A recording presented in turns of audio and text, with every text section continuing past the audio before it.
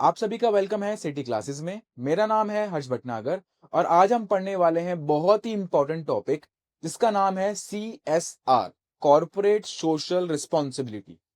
वैसे तो ये टॉपिक 11th BST के अंदर भी है, पर इसकी इंपॉर्टेंस आने वाले आपके ग्रेजुएशन, पोस्ट ग्रेजुएशन या फिर अगर आप CA, CS, CMA जैसे प्रोफेशनल कोर्सेज कॉमर्स के करते हैं तो उसके अंदर भी होती है।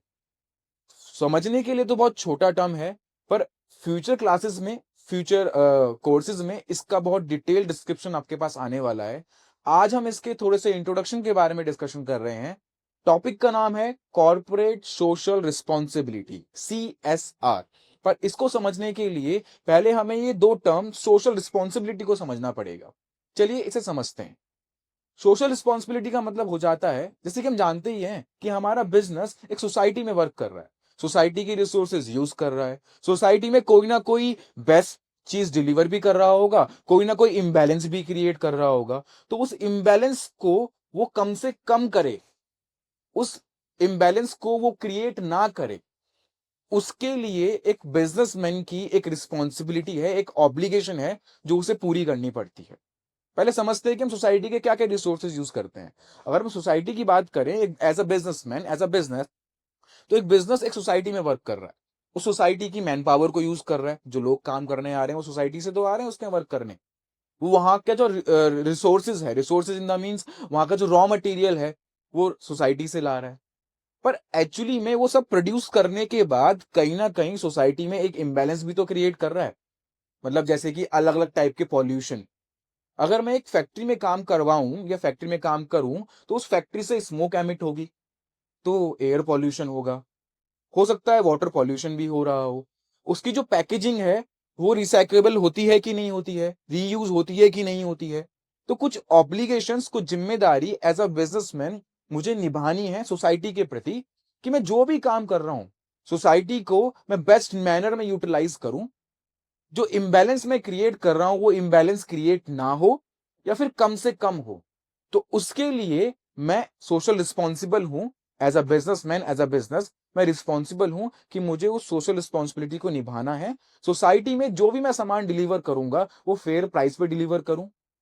उसकी जो पैकेजिंग हो वो रिसाइकेबल होती हो, रीयूज होती हो, या फिर ऐसी हो जो बायोडिग्रेडेबल नेचर की हो।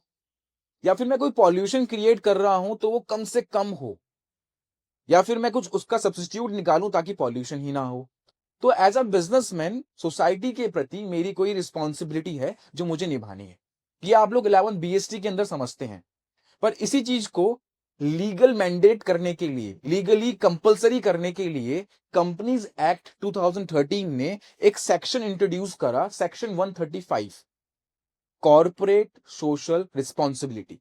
ये सेक्शन लगता है हर कंपनी पे, हर वो कंपनी जो सोसाइटी में वर्क कर रही है, जो कुछ दायरों को कंप्लीट कर रही होगी। दायरे में डिस्कस करूंगा अभी, एलिजिबिलिटी में डिस्कस करूंगा अभी। अगर कोई कंपनी सोसाइटी में वर्क कर रही है, कोई कंपनी इंडिया में रजिस्टर्ड है, तो उसके ऊपर सेक्शन 135 लग जाता है अगर वो ये तीन स्टेप्स या तीनों में से कोई भी स्टेप्स पूरे करती है। उन स्टेप्स के बारे में, उन एलिजिबिलिटी के बारे में अभी डिस्कशन करूंगा मैं आपके साथ। बट कॉर्पोरेट सोशल रिस्पॉन्सिबिलिटी एक सेक्शन है जो कंपनीज एक्ट 2013 के अंदर इंट्रोड्यूस करा गया, ताकि जो भी कंपनीज इंडिया में वर्क कर रही हैं उनको लीगली मैंडेटरी कर दिया जाए कि अगर आप ये दायरे पूरे करते हैं, ये एलिजिबिलिटी पूरी करते हैं, तो आपको कॉर्पोरेट सोशल रिस्पॉन्सिबिलिटी का ये सेक्शन अप्लाई हो जाएगा। कंपनीज एक्ट का ये सेक्शन अप्लाई हो जाएगा और उसके लिए फिर आपको ये सारे स्टेप्स पूरे करने पड़ेंगे। इट मींस कंपनीज को लीगली उसके लिए ऑब्लिगेशन करने के लिए, लीगली उसके लिए रिस्पॉन्सिबल बनाने के लिए, लीगली उसको मैंडेट करने के लिए गवर्नमेंट ऑफ इंडिया ने कंपनीज एक्ट के अंदर 2013 में इस सेक्शन को इंट्रोड्यूस करा, सेक्शन 135। तो ये पूरा सेक्शन सोशल रिस्पॉन्सिबिलिटी से रिलेट करता है, जिसका नाम है corporate social responsibility. Corporate word इसलिए लगाया है क्योंकि कंपनीज के लिए मैंडेटरी है, कोई सोल प्रोपराइटर या पार्टनरशिप फर्म के लिए मैंडेटरी नहीं है, क्योंकि कंपनीज एक्ट में लाया गया है। हर कंपनी जो इंडिया में काम कर रही है वो कोई ना कोई प्रॉफिट कमा रही होगी, कोई ना कोई एक नेट वर्थ या फिर उसकी नेट सेल्स या टर्नओवर होगी। तो जो इस टर्नओवर या प्रॉफिट या नेट वर्थ को एक्सीड कर जाते हैं, उनके लिए ये मैंडेटरी हो जाता है कि उनको अपने प्रॉफिट का कुछ पार्ट सोसाइटी के वेलफेयर के लिए खर्च करना है। कुछ समझते हैं, चलिए इसके बारे में पहले एलिजिबिलिटी पे डिस्कशन करते हैं, देन उसके बाद इसको डिटेल में और थोड़ा सा समझेंगे। चलिए आ जाते हैं आज के टॉपिक पे। अगर हम इसकी एलिजिबिलिटी पे आए तो हमारे सामने ये 3 एलिजिबिलिटीज रखी हैं। अगर एज अ कंपनी आप इंडिया में रजिस्टर्ड हैं, कंपनीज एक्ट 2013 आप पे अप्लाई होगा। तो कंपनीज एक्ट 2013 जो आप पे अप्लाई होगा, तो उसके अंदर अगर आपने इनमें से 3 कोई भी क्राइटेरिया पूरे कर दिए, या कोई भी क्राइटेरिया में से कोई एक क्राइटेरिया आपने पूरा कर दिया, तो आप पे सेक्शन 135 ऑफ कंपनीज एक्ट लग जाएगा। चलिए पहले क्राइटेरिया या एलिजिबिलिटी पे डिस्कशन करते हैं। पहली एलिजिबिलिटी है टर्नओवर ऑफ ₹1000 करोड़ और मोर। अगर आपकी कंपनी का turnover means sales, net sales, अगर आपकी कंपनी की सेल्स या फिर टर्नओवर 1000 करोड़ या उससे ज्यादा है, तो आप पे ये सेक्शन अप्लाई हो जाएगा। या फिर अगर आपकी नेट वर्थ 500 करोड़ या उससे ज्यादा है, मतलब आपकी एसेट्स माइनस लायबिलिटीज, मतलब आपकी टोटल एसेट संपत्ति और पूंजी, और अगर उससे माइनस कर दूं जो आपकी जिम्मेदारियां हैं, एसेट्स माइनस लायबिलिटीज कर देंगे तो नेटवर्थ आ जाएगी आपकी। उस नेटवर्थ, आपकी कंपनी की नेटवर्थ अगर 500 करोड़ या उससे ज्यादा है, तब आप पे ये सेक्शन अप्लाई हो जाएगा। या अगर हम आगे बात करें, अगर आपका प्रॉफिट 5 करोड़ या उससे ज्यादा है, तो आप पे सेक्शन अप्लाई हो जाएगा। कोई एक भी एलिजिबिलिटी अगर आप पूरा कर देते हैं, तो कंपनीज एक्ट का सेक्शन 135 आप पे अप्लाई हो जाएगा। और अप्लाई होने के बाद क्या होगा, मैं आगे कंटिन्यू करता हूं, पर मैं पहले एलिजिबिलिटी समझा रहा हूं कि इस सेक्शन की एलिजिबिलिटी क्या है।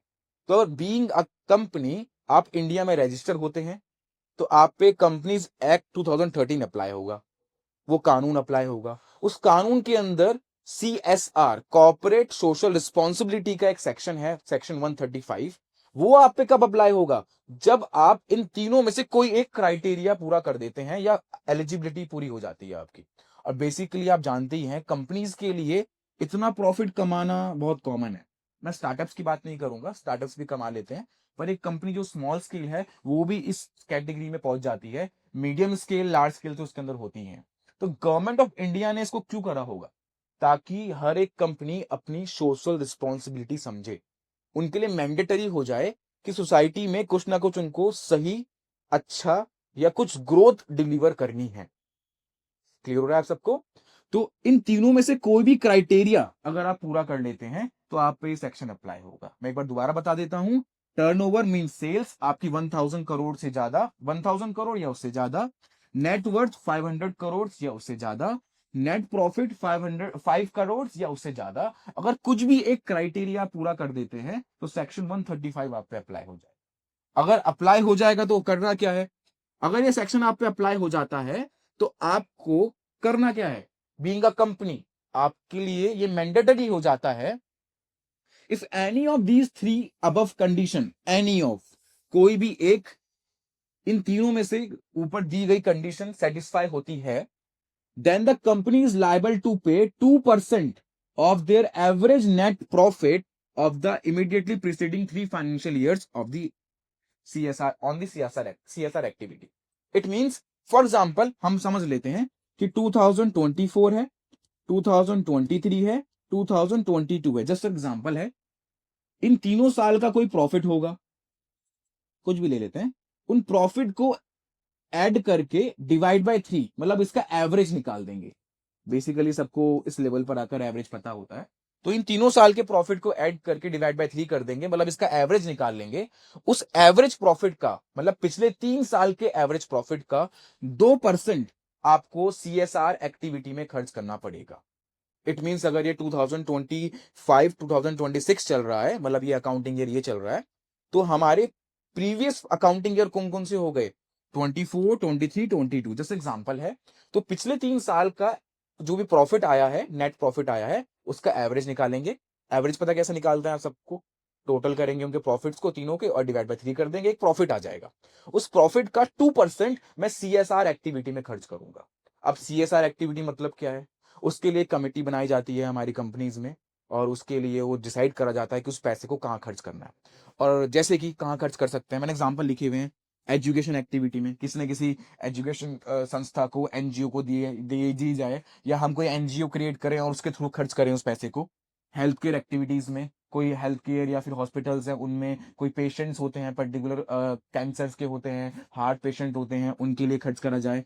इन्वायरमेंट सस्टेनेबिलिटी के लिए खर्च करा जाए, प्लांट लगाए जाएं, या फिर कोई भी ऐसा कैंपिंग स्टार्ट करा जाए जिससे लोग क्या हो, अट्रैक्ट हों प्लांट को लगाने के लिए, या फिर इन्वायरमेंट को एक तरीके से फ्यूचर के लिए डेवलप करने के लिए, इन्वायरमेंट को सपोर्ट करने के लिए। वुमेन एम्पावरमेंट के लिए कि वुमेन्स अगर काम करना चाहती हैं तो उसके लिए हम पैसा खर्च करें कि वुमेन उसके लिए अच्छे से वर्क करे, वुमेन को जॉब मिले, वुमेन्स के लिए जॉब क्रिएट हो, वो सब। ये जस्ट एग्जाम्पल है, ये हमारे कुछ एस्पेक्ट है CSR एक्टिविटीज के लिए, यहाँ पर खर्च करा जाएगा। होपफुली आपको समझ में आया कि मैं क्या बताना चाह रहा था। कॉर्पोरेट सोशल रिस्पॉन्सिबिलिटी एक सेक्शन है जो कि सेक्शन 135 है हमारा कंपनीज एक्ट का। बहुत सिंपल सा है कि अगर आप इन तीनों में से कोई क्राइटेरिया पूरा करते हैं, मैंने क्राइटेरिया आपको समझाया भी ऊपर, इन तीनों में से कोई भी क्राइटेरिया पूरा करते हैं तो आप पे सेक्शन अप्लाई हो जाएगा। गवर्नमेंट ऑफ इंडिया ने 2013 में कंपनीज एक्ट में इसको क्यों लाया? ताकि जो भी कंपनीज हमारे इंडिया में काम कर रही हैं वो लीगली मैंडेटरी हो जाए उन लोगों के लिए कि भाई अगर आपने ये क्राइटेरिया पूरा करा है ना, तो आपको अपने प्रीवियस 3 साल के एवरेज प्रॉफिट से 2% इन एक्टिविटीज में खर्च करना है। किन एक्टिविटीज में खर्च करना है? जैसे example, health, education, health care, environment, women empowerment, इन पे खर्च करना है ताकि देश में डेवलपमेंट हो, आप सोशली रिस्पॉन्सिबल बन जाएं कि आपके वजह से भी सोसाइटी में कुछ हो रहा है, क्योंकि आप कहीं ना कहीं इम्बैलेंस भी तो क्रिएट कर रहे हैं। इम्बैलेंस कैसे? कोई पॉल्यूशन क्रिएट कर रहे होंगे, और ऐसा हो ही नहीं सकता कि आप कोई पॉल्यूशन क्रिएट ना कर रहे हैं।